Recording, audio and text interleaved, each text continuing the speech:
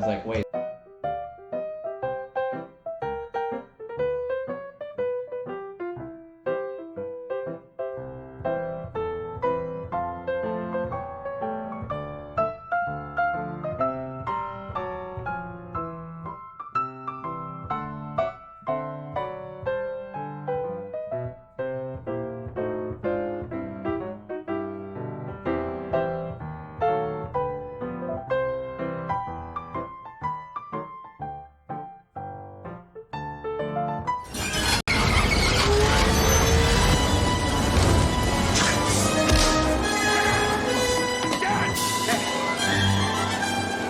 Call this archaeology? Get out of there, Dan!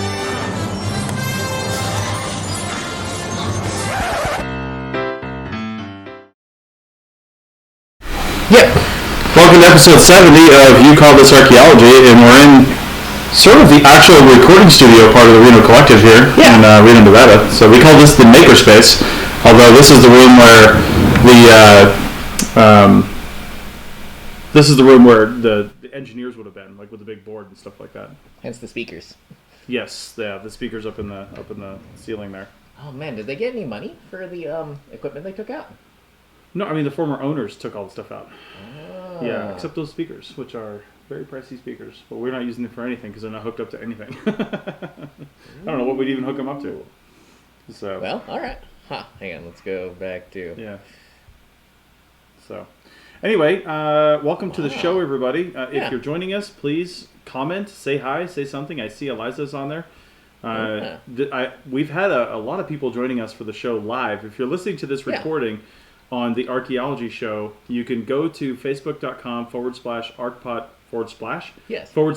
/archpodnet to be notified of when we go live. Yeah. I also post this to a bunch of groups, but you can also find us on YouTube. Yeah, Happy Archaeology Fun Time. Yeah, so go over and subscribe to Richie's YouTube page, hit that little bell so you can be notified when he goes live, and then you can join in on the show. Because that's the whole point of the show, is to be a live show. Yeah. And for anybody new, especially the Archaeology show audience, which I'm starting to put this out to a lot more, is, this is rarely completely about archaeology. No. Or, most of the time. Yeah, probably most of the time, yeah. Especially since I've been spending so much time watching myself talk about archaeology, and I need to talk about something else. Right. Oh my god, I probably shouldn't start out the show just jumping into it, but I've been watching a lot of these new Mac Pros reviews.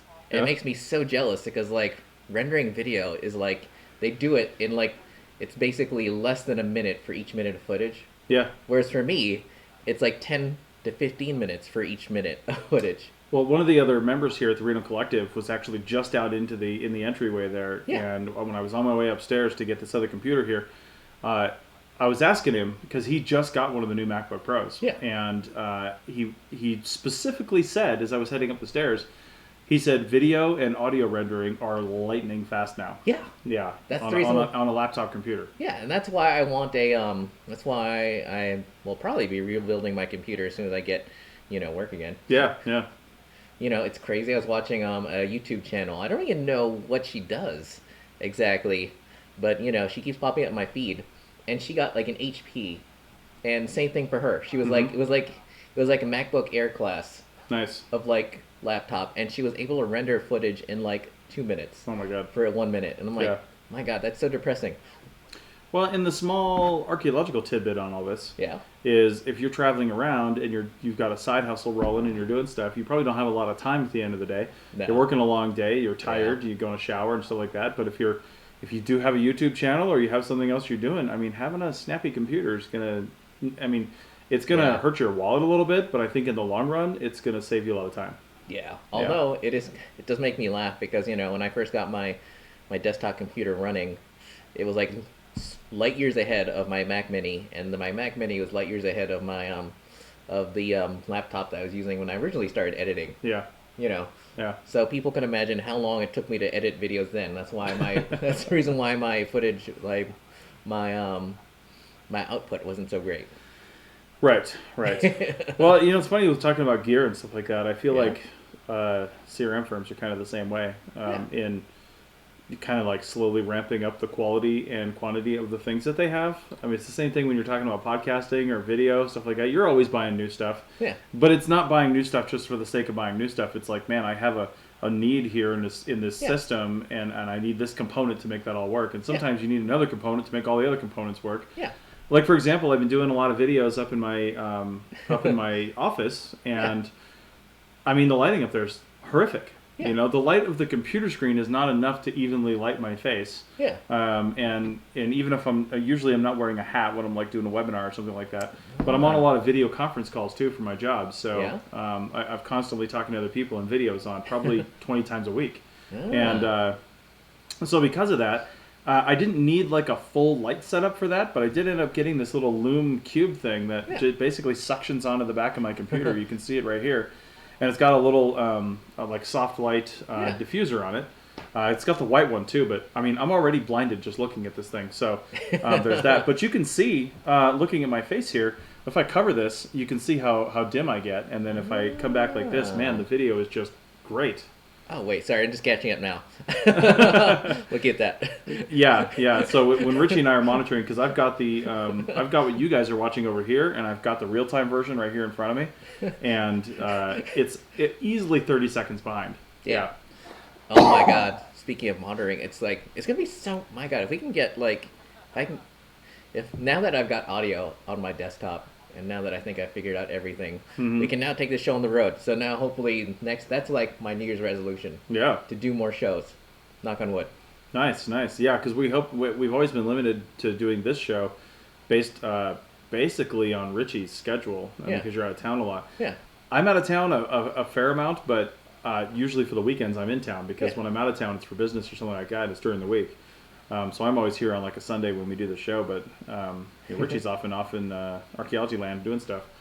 So it'd be nice to get this remotely set up so we can keep it going. Yeah, we're going to try that after the show. Yeah, and also I was telling Richie this on Friday. I've made a concerted effort now to start recording every one of these and basically releasing on the archaeology show. So if you're listening to this at arcpodnet.com/archaeology, the Archaeology Show is a podcast on the Archaeology Podcast Network. Yeah. So the audio version of this, I'm releasing basically unedited, uncut, just like you're hearing it now, every other week on that show. Because we get a lot of people coming into that show. And I want to it's our second highest listened to stream. Well, really our third highest, because our first highest is the all shows feed from the APN. Oh. More people listen to that than anything else, which it really encourages me that they like all of our content. I mean, the thing gets like 15,000 downloads a month. Really? It's insane. Yeah. But then the next one down is the Dirt Podcast. Oh yeah. And there's two reasons I can think of, just as a pure mathematical person and a producer, why the Dirt Podcast is one of our highest listened to shows. Yeah. First off, they're fantastic. Anna and Amber are great hosts. Yeah. I like the way that they do stuff. They do well-researched podcasts. If you don't listen to the Dirt Podcast, you should. Yes. But second, they're weekly. Just by sheer numbers, they're going to get more downloads. True. So looking at that as the health of the APN, downloads is the only currency we have to measure that by.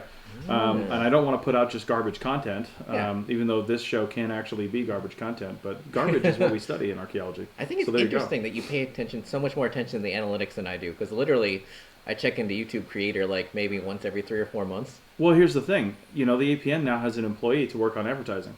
Oh. And we have to monitor downloads. Most of the time I don't care, you're right. Most of the time I don't give a crap. But when I'm talking to advertisers, they care. When advertisers need to know how many downloads we have, we need to know that the effort that we're putting into it is actually getting us, getting our advertisers more bang for their buck. So I just got to check and make sure we got audio every once in a while. Eliza's still in there. Eliza, give us a high five or let us know what you're up to today. Anyway, so that's the deal with that. So we're going to be releasing a lot more of this. You call this archaeology content. Now, if you don't want to listen to it, the beauty of podcasting is you can just skip it, delete the episode. It's going to be clearly marked in your feed. It's going to say YCTA bonus. I think I'm putting bonus YCTA episode, whatever. Yeah. And we're just dropping that in the feed every other episode. Yeah. So. Oh, not to get back to equipment too much. Sure. I did want to say that if you do enough Googling, you can always get equipment for cheaper, especially if it's vintage. Yeah. Because I really wanted a Shure, like an SM58. Like the 4 that are sitting in front of us? Yes, but then I can't, like, I don't want to, I just bought a mixer, and I'm like, God damn it, do I really want to pay another $100? And one of those things I learned... It's so worth it. I know. I mean, a good microphone? Yeah. You know? Well, the thing is, the one I've got now is really good, but I also wanted a different one, just in case I needed 2 of them. Anyway, it's a long story, but Shure, not only did they sell it under their own name, but for the longest time, they also sold microphones under the, in Radio Shack. Oh, yeah? Yeah, so I as soon as we're done with the show, I'm going to buy one off eBay for $15. Wait, they're Radio Shack microphones, or they used to be? No, they are like in the 60s and 70s and 80s.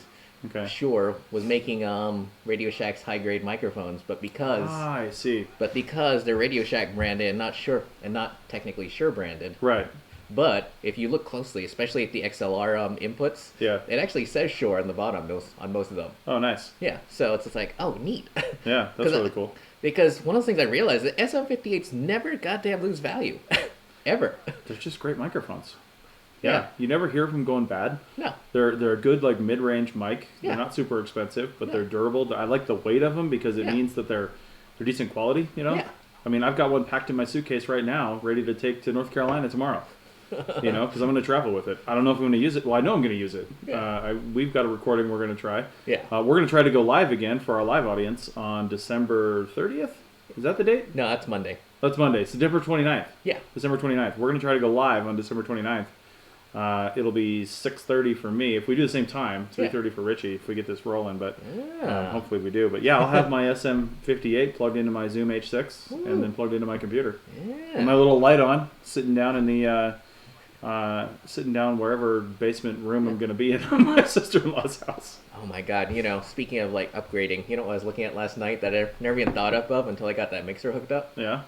I like treating my room for audio. Yeah? Yeah, my living room. I'm like, god damn it, suddenly it's going to start. There you go. Well, the one benefit to you actually doing this in your living room is that it's well, first off, it's to the credit of the audio, it's a relatively small room, right? Yeah. But you've got like a couch in there. Yeah. You know, you've got curtains on your windows. I mean, all that is already treating the room. Yeah. You know, it's good. It's good to have that stuff in there because that's there's people with living rooms that are like hardwood floors and stuff like that, and all windows, and it's just like, my God, the echo in there would be phenomenal. You know, my living room I feel like would be okay if I leave my blinds down because it's a relatively small room as well, full of furniture.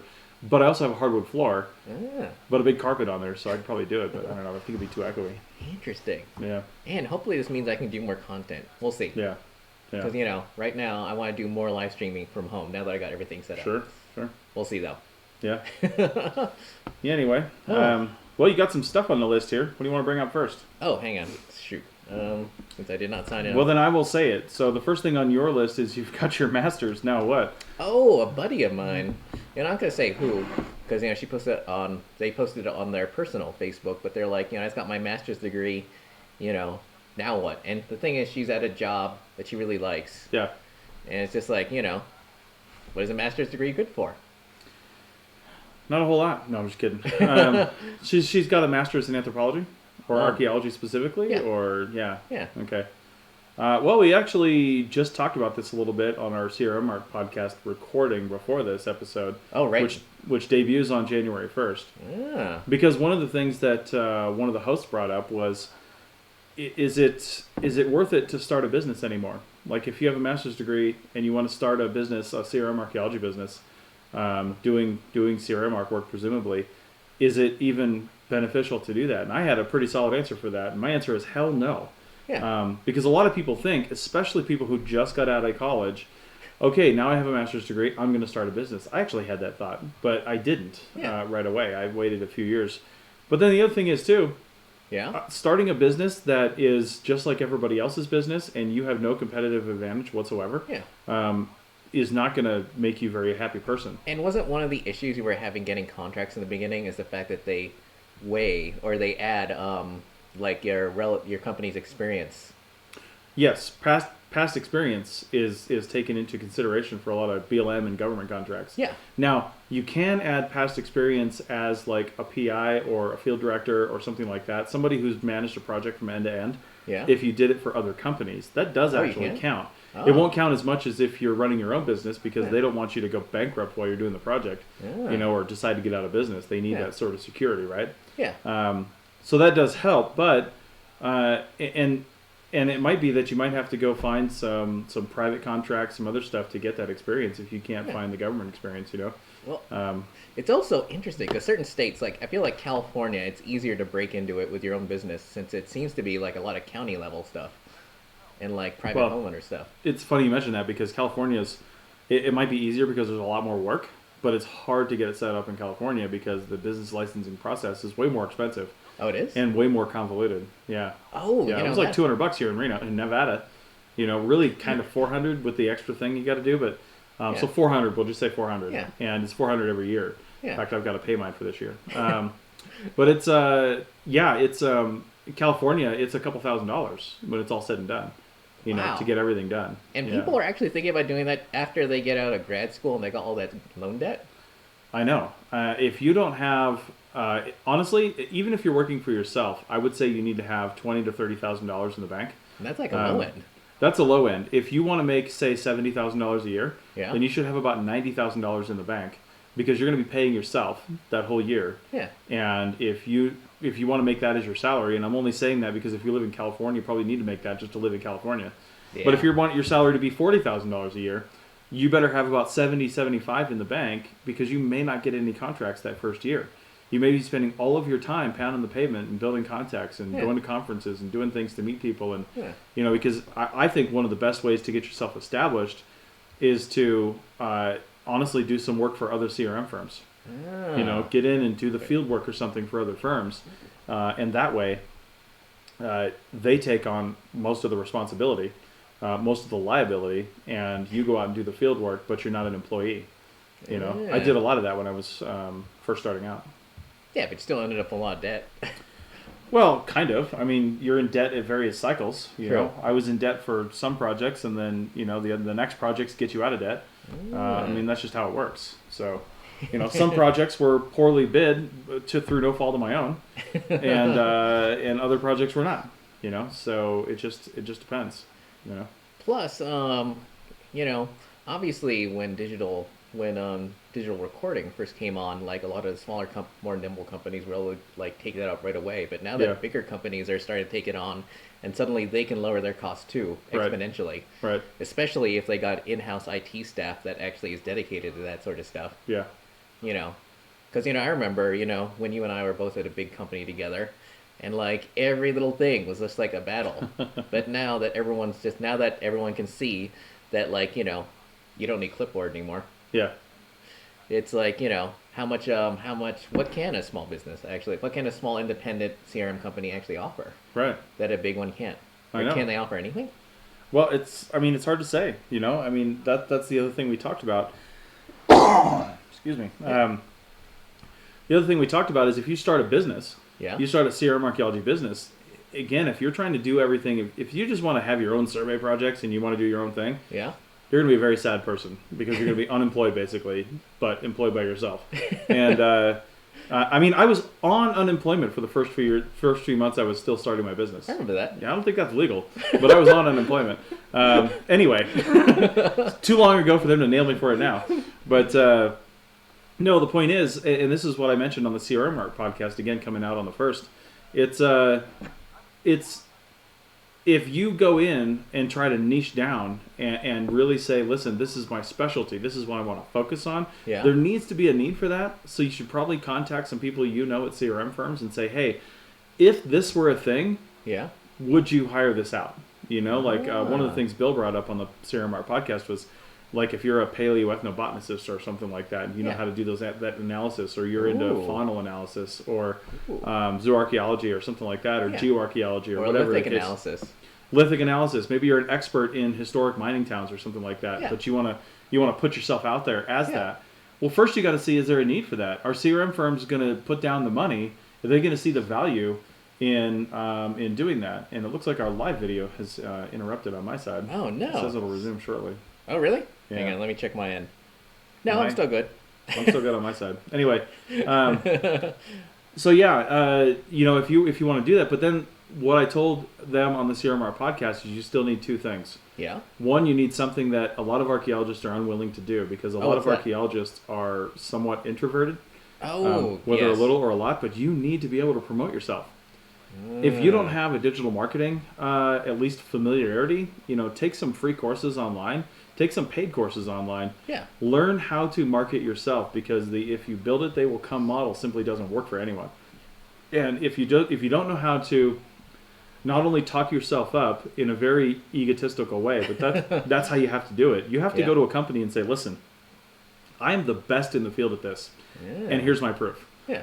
I know how to do this. I can do it cheaper and faster than the other guys, and I will give you an amazing product, and I carry my own professional liability insurance, and, this is what it's going to be. And the advantage to you doing this with me versus doing it in-house or with somebody else is ... You have to have those things listed out. And you have to be willing to, as I said, promote yourself and say, we're going to get this done, and I'm going to help you do it. And if you don't know how to do that, or you're not willing to do that, then you're simply not going to have any business. And the other thing is, you need to have money. You need to have money in the bank to be able to support yourself, support those efforts, support the boosted posts, support the marketing, support your business cards, support your whatever you need. Any marketing materials, you just can't do it without money. The other thing I mentioned is I started my business with some money I had in the bank, but then my brother was in a certain circumstance at the time, and he offered this. I wasn't even thinking about it, but he loaned me $7,000 that helped me, which wasn't nearly enough, but helped me get some things off the ground early on and really do some of the stuff that I would have had to wait a longer to do. But the fact is, if I had won a project that I needed 10 employees for, I'd have been totally hosed that first month. Like, I didn't know what I was getting into, So that was, I'm glad I didn't. I still hear our audio on the live stream, but the video's frozen on my side. How about for you? Oh, interesting. Because according to my side, you're looking on YouTube or Facebook? YouTube. Yeah. Sorry, it's just like, Let me restart this Facebook page. Interesting. All anyway, sorry for the recorded audio, people. Nah. Okay, it's working again. It was just having a little glitch. Interesting. Like, according to OBS, I haven't even dropped the frame yet. No, I'm doing pretty good, too. Woo. So anyway, that's what I think about having a master's degree. I think with a master's degree, personally, I think you should go find, if you have experience in CRM, go find the biggest firm you can in town that you want to live in, the biggest engineering firm, the biggest environmental firm. Find the biggest one and try to go get a job there because you're going to have way more security early on. True. And you're going to be able to fly under the radar because they have other people there. And while you're learning their processes and their experiences, you won't have so much responsibility. If you try to take that new master's degree, even if you have a ton of CRM experience and you try to go to another company, you're going to be put in charge of a project and a budget immediately. Okay? And that's just going to happen. And maybe you've done that before. Maybe you haven't. But it's going to be scary either way. And if you fail, you're going to fail spectacularly. And a lot of people are going to be relying on you. But if you fail at a massive company... Oh, that's true. That can be sucked in, and you can call it a learning experience. I'm not guaranteeing that. They might still fire you. But... Well, I mean, at the company we both worked for, that definitely, people messed up projects all the time. There was definitely a lot of failure from the master's degree level people. Yeah, and yet they weren't fired until the end. When the office ran out of money, but that's another story. Right. So that's my recommendation. If you don't have any CRM experience, 100% don't start your own company. But still try to find a job with a company that's large enough that you're not the only cog in the machine. You're part of a team, and you have the ability to find your own way. You know what I mean? Yeah, or learn on the job. Learn on the job, that's what I mean. And the other cool thing about a bigger company is sometimes they're a little more flexible with, money. In that, once you do get comfortable enough, and this is something Heather was mentioning on the CRM podcast, was, her company, she comes up with ideas and things, and they're pretty cool about saying, let's run with it. Really? Yeah. So, and it's nice to find a company like that. Yeah. You won't always get a company like that, but always keep in mind too, these bigger firms, it's not the company that's not like that. From a corporate level, they're probably 100% like that. Yeah. But sometimes you might get some grizzled old archaeologist that's the PI for that division, and they're not like that. So don't put it on the company. It really is the immediate archaeological chain of command that you're having a problem with. I mean, we both work for companies where every little thing, like, like we've been doing this way for 20, 30 years. Why should we change? It's like perfect. Right? Yeah, I hear you. So, anyway.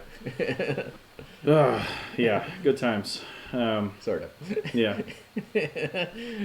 Well, this is a good point. Let me just call a break real quick for the podcast audience. If you don't like listening to commercials, go over to arcpodnet.com/members, because at a couple of our levels, possibly all of them, I can't even remember, you get early downloads, and the early downloads do not have commercials in them. Oh, they don't? No, they don't. Because of our new hosting system, it has to go to the podcast host to actually get the commercial or the advertisement served up to it. But the early downloads come through a special page on the APN that you get access to through your password and your username. Yeah. And you just hear this shoop, shoop, the little sound effect, and no ad. So, benefit of membership, no ads. But since if you're not listening to this on that, here's your ad.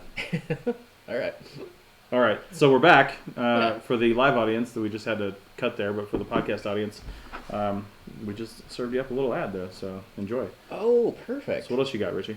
Oh my God. I'm glad I wrote this down, because I totally would have forgotten this last... this is why we take notes. Yeah, but I already forgot this like last week and the week before. But I think it's interesting. Someone was mentioning, obviously there's been a lot of talk about the fact that Apple's going to get rid of its Lightning port on its phones and just go with contactless charging or Qi charging. Which most phones are probably going to have sooner rather than later. Yeah, that's the thing. Well, I mean, not wireless charging. Most of them are going to have, but I was worried that a lot of phone companies are going to start going, taking out the USB-C ports. Yeah, and the biggest problem I see with that is not headphones. No, because a lot of people have wireless headphones these days. I got a whole bunch of them. Yeah. The problem I see is, like, for example, I just put a new stereo in my truck. I've got a 2015 Toyota Tacoma. Yeah. And over the summer, I put a new stereo in there because I was tired of not having CarPlay. And I love having Apple CarPlay. It's also capable of Android Auto for those people. But I saw, and I almost got one just thinking of the future compatibility of the stereo, but I didn't think I'd have the truck that long to last this. But I almost got one that did wireless CarPlay because that's actually pretty rare. It is? Yeah, you still have to plug into the bottom of the phone in like 95% of cases to get CarPlay to work. Oh. And I don't know if Android is in the same boat, but I don't know if you can do wireless Android Auto or not. But I saw one option on the list from Crutchfield, which is a pretty big audio provider. Yeah. I know those guys. Yeah, for for cars and stuff. But there was one option that had wireless CarPlay, and the only reason I didn't get it is because otherwise it was garbage. I didn't like the stereo at all and the options that it had. And I also wanted this extra thing that plugged into it that gives me some more metrics about my truck and does a little more troubleshooting on it, gives me tire pressures and things like that. Yeah. It didn't do that. That's why I didn't go for it. Yeah. But, I mean, looking back on it, to be honest, wireless CarPlay would have been nice because I don't know where my phone's at, but where is my phone? Anyway, wherever my phone is right now, I've got this Zero Lemon battery case on it, and it's got a USB-C port on the bottom of it for charging up the battery and the phone at the same time, and it doesn't have data pass-through in that port, which means if I want to plug my phone in to the CarPlay in my truck, I've got to take it out of this case to plug it in with the Lightning cable because they don't have that. And that's not to say every case doesn't have data pass-through, but this one doesn't, and it's irritating. And I wish I had the other options there. But I was thinking about it from a different perspective because so many people. There it is. Oh yeah. Well, so many people are now switching to tablets and phones, like either company issued phones or their personal phones, right, for recording and for navigation and using with their little GPS units. And like the first thing you realize is that a phone can't make it through the whole day without a battery pack. Yeah. And so once all the ports disappear, it's going to be, how the heck are you going to, I can't even imagine, I can imagine people, using rubber bands to, get their phone to, lay on top of their, their wireless charger all day and other stupid things. Yeah. Because, you know, it's like, I wonder how it's going to affect, like, field recording and, you know. That's a good point. But I think it would go to stuff like these cases, you know, because they make cases. I mean, this one plugs into the bottom of the phone. Yeah. But what's the difference in having a case that because the whole back of this case is a battery, right? That's where the battery is. Yeah. What will be the difference in having this just case wrap around the phone and having that be a wireless charging battery? Because I've got a portable battery that's I want to say it's a 4,000 milliamp battery. It's super thin. Yeah. It's about the thickness of this case, and I can set my phone right on top of it. I can plug into it if I want, but I can also set my phone right on top of that battery, and it'll wirelessly charge. Interesting. Yeah, and funny you should say the rubber band thing, because when I first did it, I actually was using one of my wife's hair ties when we were walking around, and I secured that battery to the back of my phone because I didn't have this case in battery. And I was charging with it while we were walking because it kept slipping off. I was trying to hold them both at the same time. Yeah. And it kept slipping off. So it didn't work. But I think when they get rid of the ports, I mean, that's just a problem that'll solve itself with commercialism. Hopefully. You know, they'll just create a case that, or some sort of attachment mechanism, but I think it's more likely going to be a case where you can either slip in a wireless charging battery and swap them out or something, or it just works wirelessly. Interesting. Oh, because that's what I'd guess. Yeah. Because one of the handiest things about having this, USB-C now on most phones is the fact that when I was doing my photos for reports and stuff, I could just hook it up to my computer and just have it like download on Photos instead of having to do it wirelessly.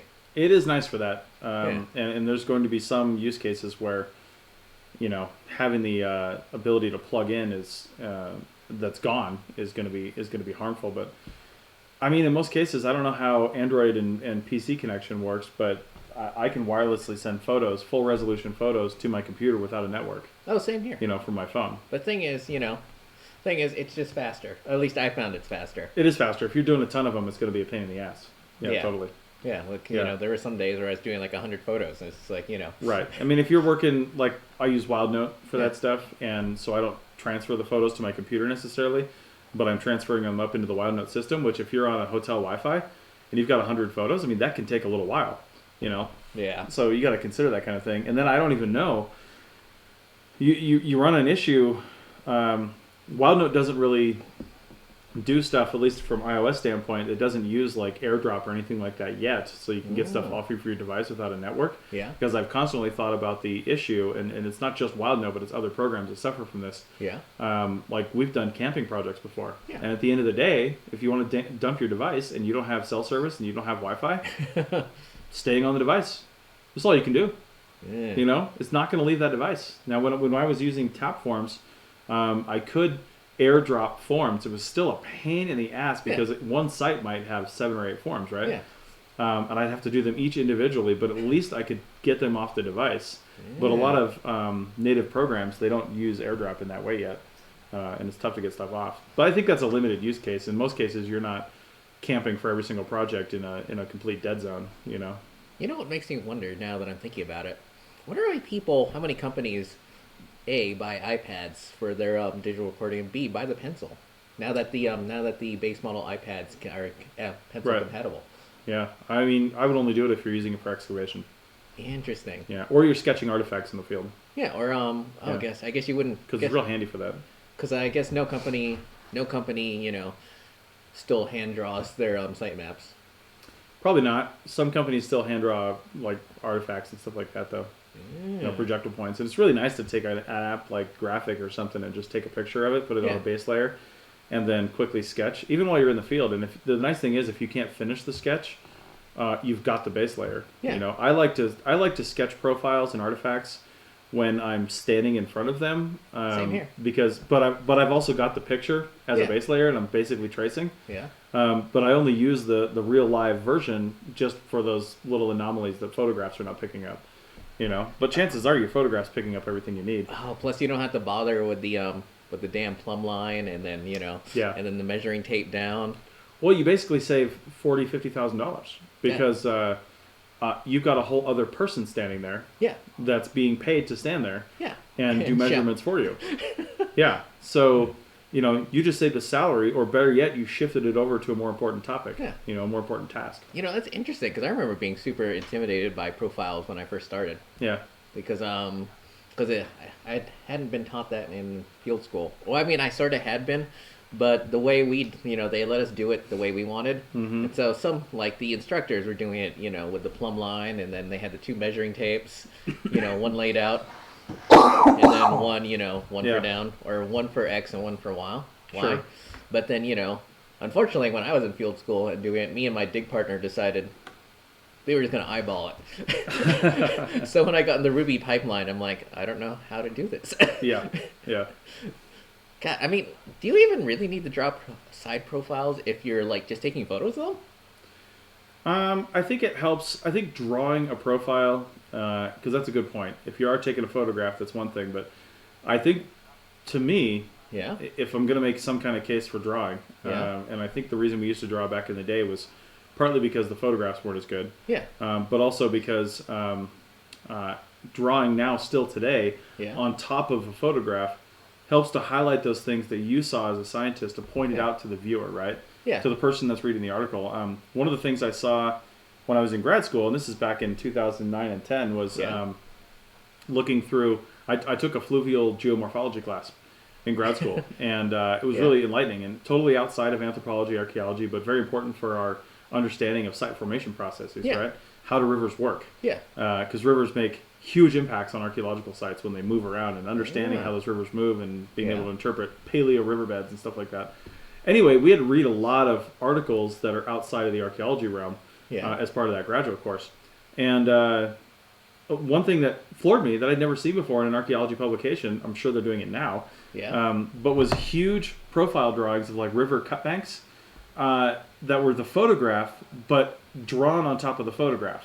You could see the drawing overlay on top of the photograph. And that's what we're talking about. And I think the reason for that, as I said, is for the actual scientist to be able to point out the things that they're seeing to guide the eyes of the reader or the other analyst to where they want to be. It's interesting. Only one, I mean, they weren't doing it for profiles, as far as I know, even though they should have been. But when you look at a site record, if you're at home and you've ever looked at an actual real site record, you realize it's just like a little white square, and then like all the little squiggly lines, and then the key. Whereas there's one company, Far Western, they just draw it on the they just draw the site map on the on the satellite. I've seen a number of places doing that. Oh, see? Yeah, but one of the issues with that is that there's an issue? There's a very big issue. Oh. I've seen it a lot of times. Sometimes you'll have a really small site. Yeah. Sometimes your site's only a few meters by a few meters, right? Yeah. And I've seen companies that want to stick with this because their GIS department's been told you'll put a satellite image as a bottom layer, as a base layer on this map. But the resolution of a lot of satellite imagery, it's like 2 meters, right? And so when you get down into that small site, do you know how many site forms I've seen where it's a satellite image that's just 100% blurry? And you can't even tell what it is, and then you've got drawing on top of that. It's like, listen, at some point, put the topo map back there. Oh, I was going to say, haul out your drone and take an aerial photo. Well, obviously, that would be the best way to do it. Yeah. And a lot of places, I wouldn't say a lot, but some places do have publicly available aerial imagery as well. Ooh. So try to find that if you can, because the satellite imagery is never going to be good. And I honestly wouldn't put a satellite image in the background of a map unless it was at least 50 meters across. Yeah. Because you're not going to be able to see anything. What's the point of having it there? The whole point of having the satellite imagery is to have a better picture of what the site looks like. Yeah. And the only reason we are using satellite imagery is because Richie's absolutely right. They didn't bring a drone out there. Yeah. But for getting back to site profiles, like it for me at least would be so much easier to visualize. If you, instead of having the squiggly lines and everything, you just put like in line over the photo and said this is this and that's that, because I don't know what I'm looking at when I'm looking at these like profiles. That stuff is always so half-assed. It's just like people don't look at these as they look. I feel like a lot of people look at site profiles or site drawings and location maps as a consequence of their job, and not as some future scientific thing that people are going to be looking at. They're just like, I've got to finish 25 drawings today, and I'm just going to do it. They just don't put any time in it. I got to say real quick, Corbin Dixon is watching. How's it going, Corbin? What's up? I think he joined us last week. And Alexia Sober just joined, which means... Oh, neat. Which makes you think I'm hungry because she owns a fantastic cafe up in Virginia City. Oh, that's true. Yeah, the Canvas Cafe. Yeah. So I don't these days I'll get over there. I know. I don't get up there enough. I've been up there a few times, but in fact, we were up there not too long ago, and I didn't see her there. But yeah, great place. So, and Alexia says that we are her favorite archaeologists. Well, I appreciate that. Although I know she's lying because Jenny is her favorite archaeologist. Oh, it's true. Well, or at least. That's right. That's right. But Jenny's probably our favorite archaeologist too. So there you go. Anyway, so what else do we got? Oh, hang on. Let's see. Well, you've got Adventures in Unemployment. Yeah, I was because because I was thinking about it. Obviously, there's my experience, but then I realized, you've also got experience in it. Mm-hmm. And one of those things is that, depending on the state you are and whatnot, a lot of people I've noticed, or used to what they used to do. I mean, I don't, I know what I do. But the thing is, I know a lot of people, what they do is they just sit on the couch and, watch YouTube or, whatever. Mm-hmm. And I feel like you and I are good examples of what you should be doing when you're unemployed. Yeah. Because, how many people are, get so angry or worked up over the field season, I want to go do something else, blah, blah, and then suddenly they're unemployed and they don't do anything. Yeah, man. I mean, take advantage of it, Yeah. Because everybody in archaeology is going to be unemployed at some point. Yeah. It's just the nature of the job. Whether it's for 2 weeks or 2 months, it doesn't matter. Yeah.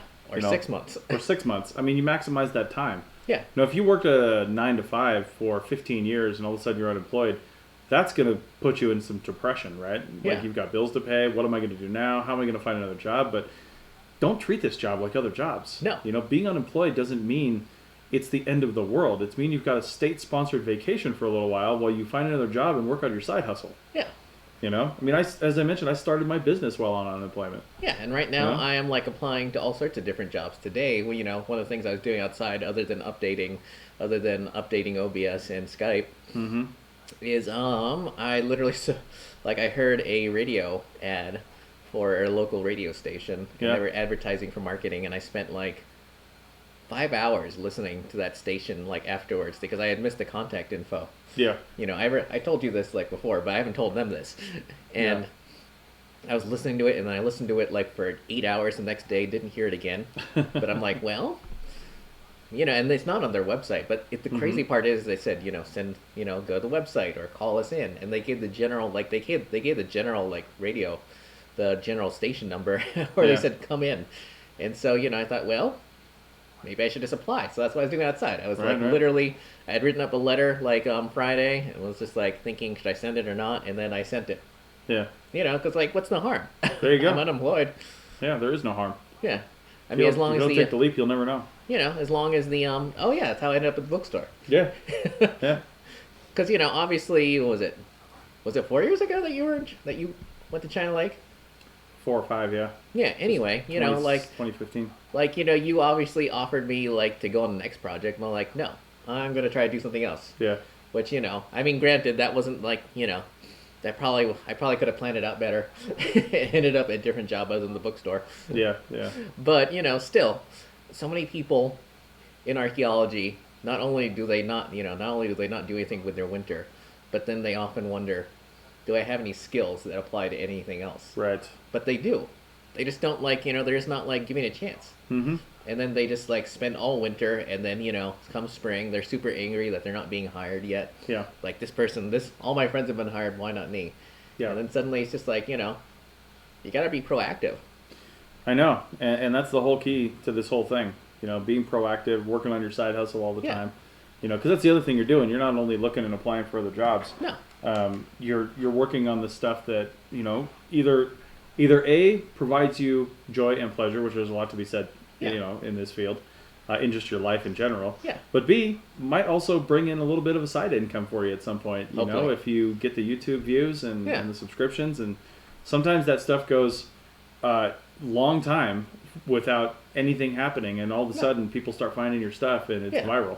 Yeah. And then before you know it, you've got 20,000 subscribers. Yeah, I mean, how long did it take for the CRM Arc podcast to start? I mean, yeah, it takes a long time. Yeah. And the APN as a whole, it just it takes a while, but as it gains traction. But I think consistency is the key. This show is a good example. I mean, there's 4 people watching right now. Yeah. And we could easily say, why are we even doing this? There's 4 people watching right now, you know? But I think consistency is the key. More importantly, we've done it a whole bunch of times where no one was watching. A lot of times where no one was watching. Yeah. But you know what we do during those times? We still record it. Yeah. It still ends up on there, and if somebody ends up seeing it later, great. But it helps hone our process as well. Yeah. And if we just... I just saw in one of the podcast groups I'm part of on Facebook, and someone was like, I don't know if I'm going to, I'm looking at my, guys help me out, basically is what they're saying. They started 2 podcasts in 2019. One of them had like 20 episodes, and one of them had 7 episodes. Yeah. And they were like, I'm not getting the engagement that I want. I'm still getting like 30 listens per episode on this one. And I'm like, 7 episodes in the entire year? It's not even monthly. Like, you need to get out there and do it. Establish a schedule. Establish a routine, Yeah. And the only reason this show hasn't been on a routine is because Richie's actually working. Yeah. And so am I. And we just can't connect and do it. This is the kind of show that you can't just record. Now, we may have figured that out. Yes. But it's a complex problem to figure out. It requires expensive gear and just getting that problem done. So, but we're figuring it out. We're continuing to do this, even though I see 1 person watching right now, and and I don't care. That's fine with me. So, yeah. Also, get good. This is probably like a non sequitur, but get good at spreadsheets and like, or at least scheduling yourself, or using Google Calendar. Yeah. Like that's the one thing. Like I realized, I talked about this somewhat last week, but it's like I've been looking over my like Google Calendar. It's like wow, I'm like even though it doesn't feel like I'm doing a lot, I realized I am. Like I'm doing a surprising amount. It's just there's so much to do. I have to chip away. That's a good tip too, because I think putting stuff on your calendar. A lot of people like to put, or feel like the only thing they can put on their calendar is like work things or tasks or stuff like that. But let's say you are unemployed and you've just got stuff that you want to do, even if it's, I don't know, housework or something like that. Just put it on your calendar, because filling up that calendar helps with your psychology. And I would like to say, Connor Jonan, or as they say in the podcast, he says, ArcPodNet is no fun. Does he even edit podcasts? And Connor is one of the bastards that's a host of the Life in Ruins podcast. Don't go listen to that show if you want to keep your ears from bleeding. I'm kidding. Go listen to that show, because I'm on one of the next episodes. Oh, you are? They interviewed me. Oh, they did? Yeah, I told them during the interview, I think this episode comes out mid-January, but I told them during the interview, in 5 years, not one person has interviewed me on their podcast. Oh, really? Yeah. Oh, wait. Not that I've been asking for it. Yeah. But I was like, I appreciated the chance to talk about the APN. Oh, interesting, because that was one of the first videos I ever put up. Yeah. Like when you were still living in, I forget where that is. Yeah, way out there. Yeah. No, that place. Oh, in Wakefield Springs, way out there. Yeah. Yeah. Yep. When you had that place that like I could never find. I know. Connor says too much editing. I think Connor's drunk. That's what I'm going to go ahead with. Yeah. I think he's just been probably drinking since Friday. Yeah. And probably just ready to record another podcast. Yeah. So there you go. Anyway, let's take a quick out so I can have an editing point for the archaeology show. Again, if you don't like commercials, then either listen to this live or arcpodnet.com/members, and you can listen commercial free and early when I get my crap together and actually get them edited. So as Connor says. So we'll take a break real quick for the audio portion of this, and we'll be back in a second. And we're back for the audio and the video, and we're going to wrap this up in the next probably 10 minutes. Oh, hang on. So, Richie, what else do we have here? Let's and Connor see. says, yes, he is very drunk. So. Nothing wrong with that. Oh, shoot. Hang on, let me... No, I had a peppermint schnapps during my last recording, so... but that didn't get me drunk at all. Hang on, just moving things a little... Probably can't have any drinks tonight. I gotta get up at 4 o'clock in the morning. Oh, seriously? Yeah, I gotta get on an airplane and go to North Carolina. Oh my god, actually, there is one other thing I can talk about. The power of being a nice person. Yeah, elaborate. Because the Friday, I go out, to a bar here in town, Chapel, and the new bar back there was telling me she appreciates, because normally I'm like working, and like literally I'm like that person who like looking, is on the computer and then just looks up. It's like, oh, it's 2:00 in the morning and it's Friday. Maybe I should go out and not be in this apartment for a little while and not like in front of this computer. Yeah. And so she was telling me she appreciated the fact that I, was always the last customer. Yeah. Because I'm always going in there and being nice and not like causing a ruckus and like not throwing up on the bar. And I feel like that happens like a lot to me in places I go. Yeah. Just like general life lessons. That's good. Be nice to people. And more importantly, don't be in front of the computer all the time. Yeah. Like interact. Yeah. Yeah. Like like last night, like I always try to set Saturday as I generally try to have, now that I've been unemployed, I try to make sure that Saturday and Sunday I don't schedule anything and don't do anything, but I usually do anyway. Yeah. Yeah. And so last night I was like, like I should have gone to sleep because I was going to go sleep early, but then I just started, just started checking through footage and everything. Before I knew it was like 4:00. Right. And it's just like, get off the computer every once in a while. Hopefully that was the point, because I kind of forgot where I was going with that. Yeah, no, you're right. Be nice to people. Do good things. Yeah, and get off the computer. Like, because, obviously we were just haranguing people about being productive during their unemployment time, but also not always, like, not burning yourself out of unemployment. Yeah. On unemployment. Yeah, I mean, it's important to stay busy. Yeah. And keep doing stuff. Or be balanced. And be balanced. Yeah. That's another thing we talked about on the CRMR podcast was a work-life balance. Yeah. In our personal goals for 2020. Yeah. Heather mentioned having a better work-life balance. So. Oh my God, yeah. I hear that. Oh. So, although I've never really considered myself having that kind of problem. I mean, sometimes there's just work I need to do at home that I wish I didn't have to do. Yeah. But for the most part, almost everything I do it because I enjoy doing it. Ah. And stuff I want to do. So. Interesting. I don't know. Well, so we kind of talked about taking, you call this archaeology on the road. Yeah. At least us taking it on the road. Yeah, we're going to be experimenting with that. Hopefully, depending on how much time we've got, it probably shouldn't take that long. Yeah, no, probably not. So we'll figure that out and hopefully keep this a little more regular. Yeah. The times might change, especially if you're on the road and you're working until like 4:00 on a Sunday. We'll see. Who knows? Well, hopefully I get a job here in town. Yeah. That's like my major goal. Like, Yeah. it's why I've been applying to places like crazy. Yeah. Just not anything terrible like a warehouse again. Right. And then the last thing you have on your list here is what's new at the APN. Yeah. I would say the biggest thing that I can't remember if I mentioned or not because I mentioned it on the other show. Oh. Is that we have an employee, Madison, now starting on January 1st. Oh, you definitely didn't mention that. I did not mention that. So she's our new advertising manager. Yay. And I'm hoping to possibly have some people work with her at some point in the future. But we're at the point, I think, finally 5 years in, where we have all the pieces in place where we can actually take advertising a little more seriously and get somebody in to do that. You know, she's got only working a handful of hours a week just to get this thing rolling. Making kind of a base salary, but then advertising commission. That's how we're paying her. And she's not even in archaeology, which is, I think, crucial because.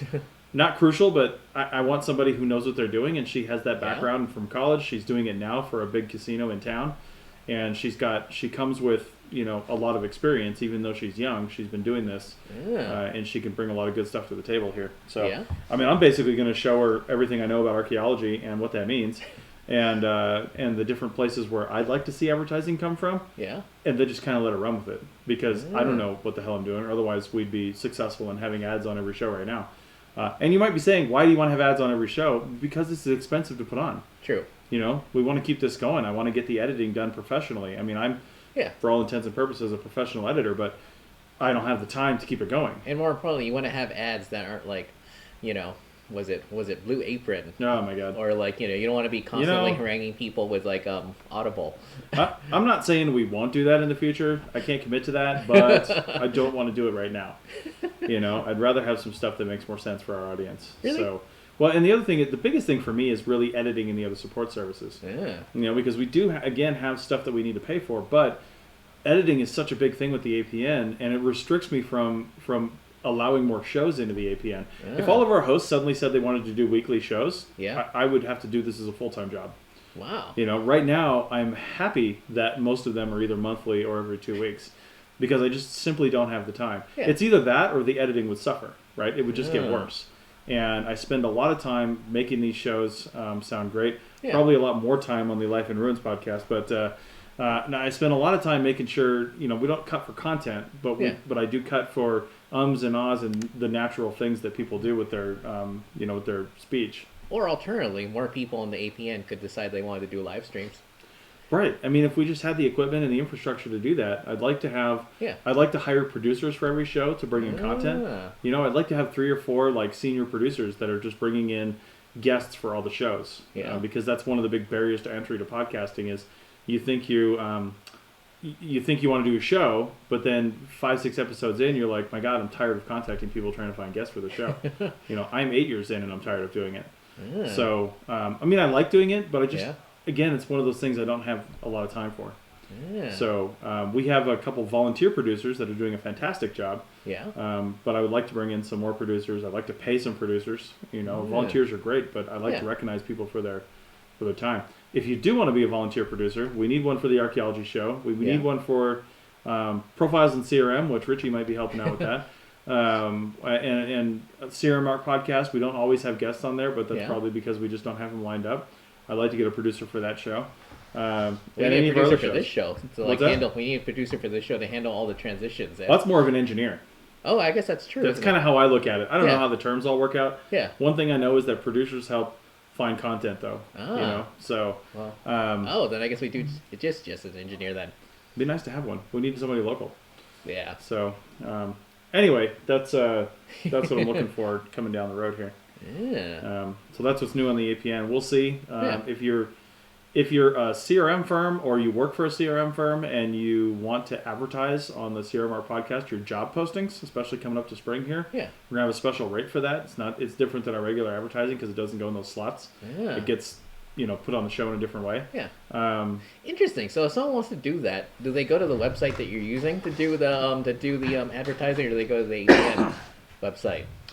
Well, right now, they don't go anywhere. They contact our advertising manager. Advertising at archaeologypodcastnetwork.com. Because I'm going to send you a contract, and I'm going to send you an invoice. So none of it's purchased through the website anymore. All right. And then we get the copy.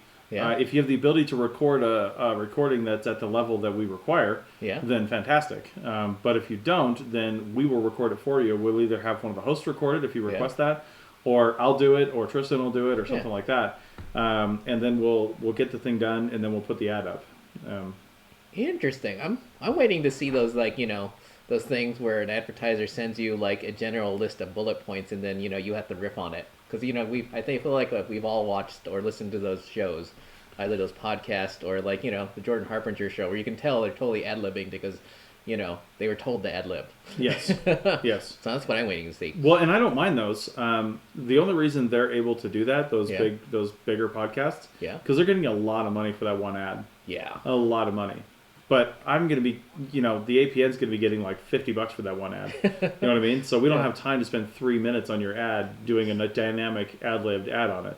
Unless you're willing to pay.